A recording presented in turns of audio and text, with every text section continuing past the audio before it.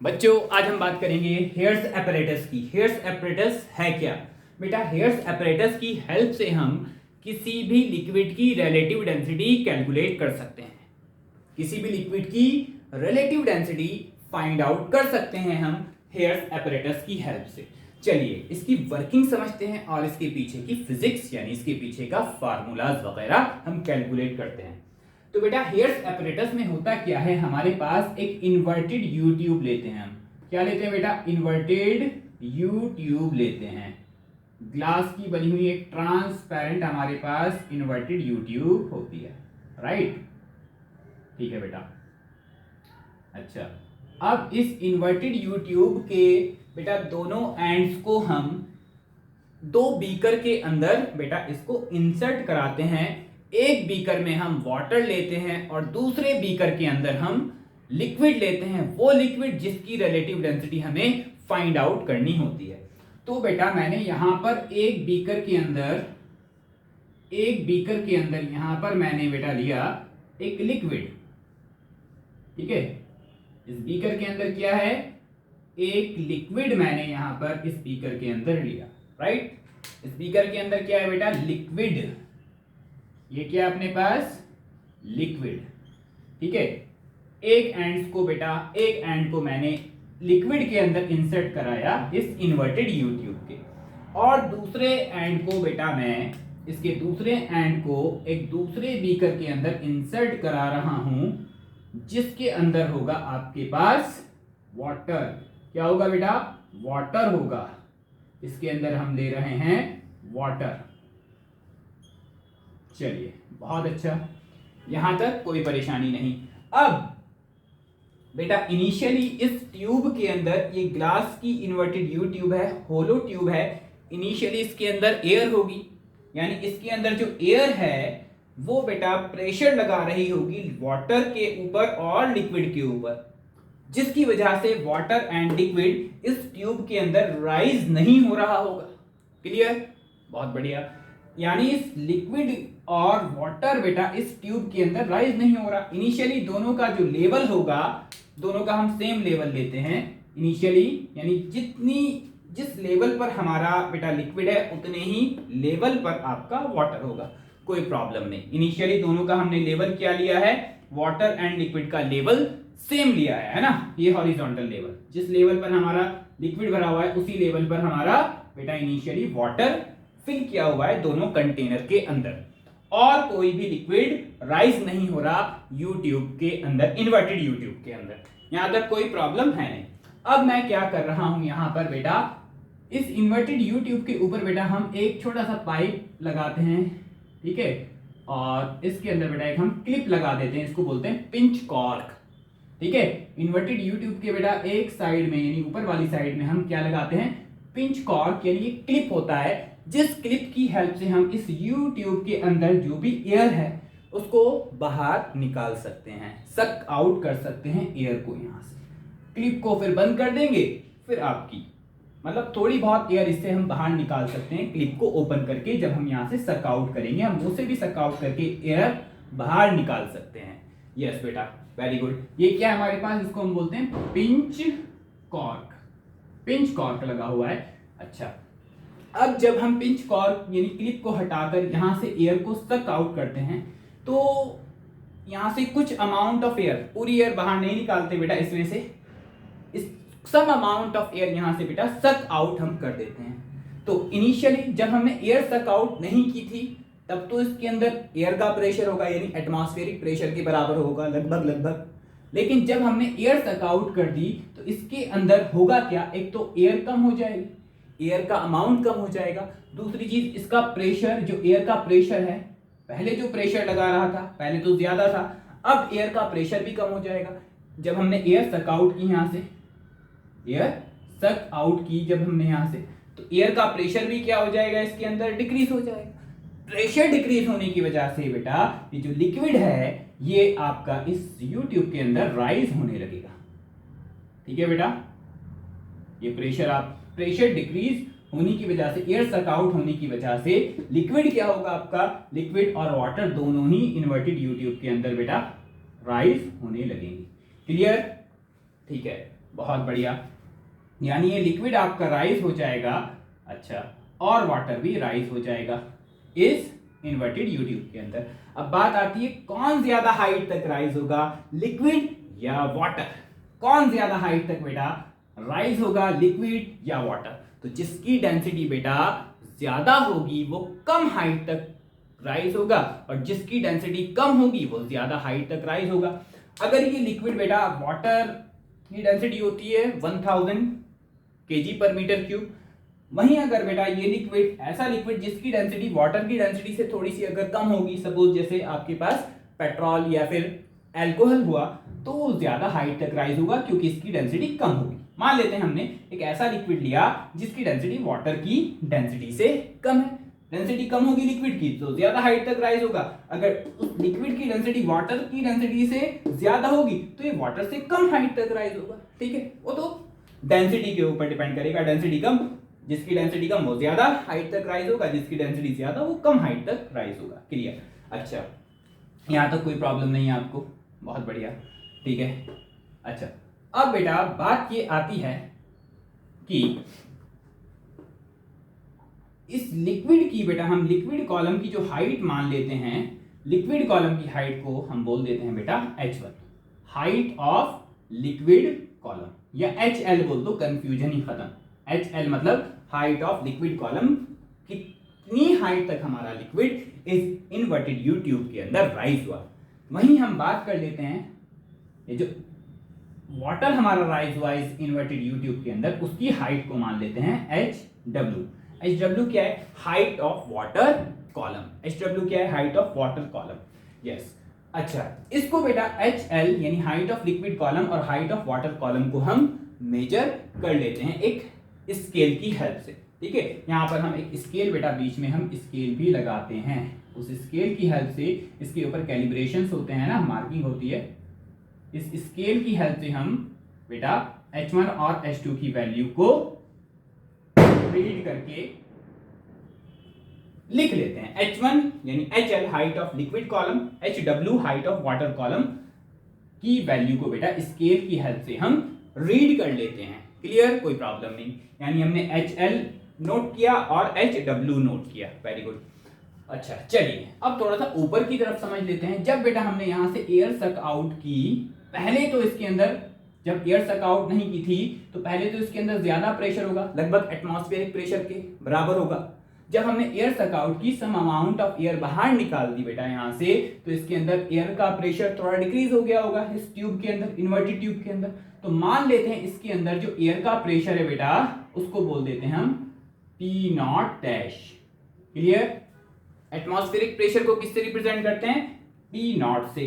और ये क्या माना मैंने? एटमॉस्फेरिक प्रेशर नहीं है ये एटमॉस्फेरिक प्रेशर से थोड़ा सा कम है, क्योंकि यहां से एयर हमने बाहर निकाली है। सम अमाउंट ऑफ एयर, थोड़ी बहुत एयर के मॉलिक्यूल इसमें होंगे, यानी इसका जो इतने रीजन का जो प्रेशर होगा वो एटमॉस्फेरिक प्रेशर से थोड़ा सा कम होगा, यानी P0 डैश जो आपका वो P0 से बेटा थोड़ा सा कम होगा, एटमॉस्फेरिक प्रेशर से कम होगा। यहां तक कोई प्रॉब्लम नहीं बेटा। डेंसिटी ऑफ लिक्विड हम मान लेते हैं रो L, और डेंसिटी ऑफ वाटर हम मान लेते हैं बेटा रो W।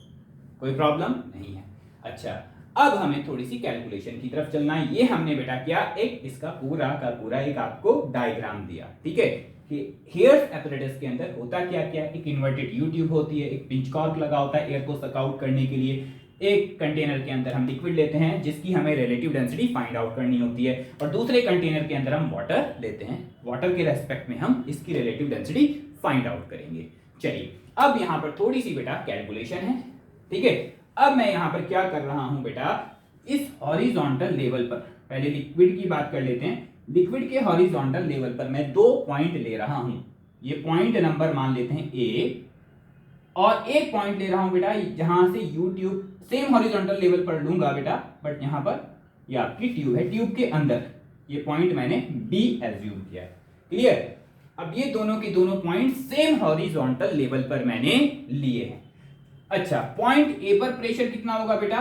Point A direct atmosphere के कांटेक्ट में है, तो पॉइंट A पर एटमॉस्फेरिक प्रेशर होगा। एटमॉस्फेरिक प्रेशर को हम P0 से रिप्रेजेंट करते हैं। Very good. अच्छा, अगर मैं आपसे पूछूं बेटा लिक्विड के लिए क्या पॉइंट ए और पॉइंट बी दोनों पर प्रेशर सेम होगा, तो आपका आंसर होना चाहिए यस। क्यों?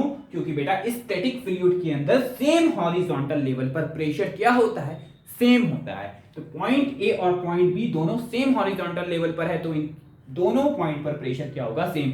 सेम हॉरिजॉन्टल लेवल पर हर एक पॉइंट पर प्रेशर सेम होता है यार, ये तो आप लोगों ने बहुत अच्छे से पढ़ा हुआ है। यानी pressure at point A is equal to pressure at point B होना कंपलसरी है। अगर ये स्टैटिक फ्लूइड है, सेम हॉरिजॉन्टल लेवल पर जितने भी पॉइंट्स है सब पर प्रेशर क्या होगा, सेम। अच्छा, अब पॉइंट ए तो डायरेक्ट एटमॉस्फेयर की कांटेक्ट में है, तो पॉइंट ए पर कौन सा प्रेशर लग रहा होगा, एटमॉस्फेरिक प्रेशर। तो पी ए किसके इक्वल हो जाएगा बेटा, पी नॉट के इक्वल। Very good. अब बात करते हैं पॉइंट बी पर प्रेशर कितना होगा। पॉइंट बी के प्रेशर को लिखते हैं। अब पॉइंट बी के ऊपर एक तो फ्लूइड कॉलम का प्रेशर है। फ्लूइड कॉलम का प्रेशर कितना होता है, आप लोगों ने ड्राइव किया हुआ है, रो जी एच। क्या होता है फ्लूइड कॉलम का प्रेशर, इस फ्लूइड कॉलम का प्रेशर लग रहा होगा पॉइंट बी पर रो जी एच। तो फ्लूइड कॉलम का प्रेशर एक तो रो जी एच होगा बेटा, है ना, लिख देता हूं उसको। फ्लूइड कॉलम का प्रेशर क्या होगा, रो जी एच। और ऊपर क्या होगा, ऊपर से बेटा ये पी नॉट डैश भी होगा, इसके अंदर थोड़ा बहुत एयर के मॉलिक्यूल्स है, वो भी प्रेशर लगा रहे होंगे। एक तो फ्लूइड कॉलम का pressure plus P not dash इस पॉइंट बी पर प्रेशर। तो पॉइंट बी पर एक तो पी नॉट डैश प्रेशर होगा और एक ये फ्लूइड कॉलम का प्रेशर होगा। फ्लूइड कॉलम का प्रेशर क्या होगा, यानी लिक्विड कॉलम का pressure rho is the density rho ji H, rho ji H. बहुत बढ़िया। अब रो क्या है, डेंसिटी ऑफ लिक्विड जी, तो आपको मालूम है जी क्या है हमारे पास, एक्सेलरेशन ड्यू टू ग्रेविटी, और H is the height of liquid column H L. Very good. इसको मान लेते हैं बेटा इक्वेशन नंबर 1। बहुत बढ़िया। इसी तरह से बेटा अगर मैं इस वाटर वाले कंटेनर की बात करता हूं, यहां पर भी बेटा मैं दो पॉइंट ले रहा हूं सेम हॉरिजॉन्टल लेवल पर। ये सेम हॉरिजॉन्टल लेवल पर एक पॉइंट मैंने बेटा यहां पर एज्यूम किया C, और एक इस ट्यूब के अंदर ले रहा हूं D। यहां पर भी मैंने सेम हॉरिजॉन्टल लेवल पर दो पॉइंट कंसीडर किए। अब पॉइंट C डायरेक्ट एटमॉस्फेयर के कांटेक्ट में है, यहां पर एटमॉस्फेरिक प्रेशर होगा P नॉट, और पॉइंट D तो बेटा ट्यूब के अंदर मैंने एज्यूम किया हुआ है। क्या पॉइंट C और पॉइंट D पर भी प्रेशर सेम होगा, यस, क्योंकि सेम हॉरिजॉन्टल लेवल पर प्रेशर क्या होता है, सेम। अब बात करते हैं वाटर की, तो यहां पर pressure at C is equal to pressure at D होगा। Very good. अब प्रेशर एट C कितना होगा, डायरेक्ट एटमॉस्फेयर के कांटेक्ट में है, P not. Pressure at D कितना होगा, इस फ्लूइड कॉलम का प्रेशर प्लस ऊपर से जो एयर बची हुई है उस एयर का प्रेशर कितना, P नॉट डैश। तो P नॉट डैश प्लस इस फ्लूइड कॉलम का प्रेशर कितना होता है, रो जी एच।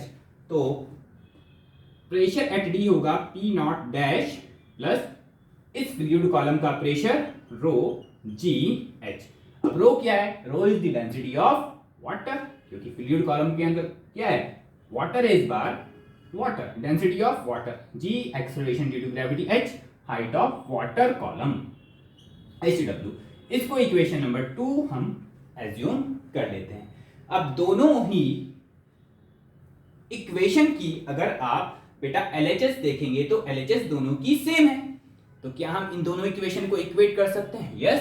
तो दोनों इक्वेशन की बेटा इन दोनों इक्वेशन को इक्वेट कर दो, तो दोनों इक्वेशन की RHS भी आपस में इक्वल हो जाएगी। तो इक्वेटिंग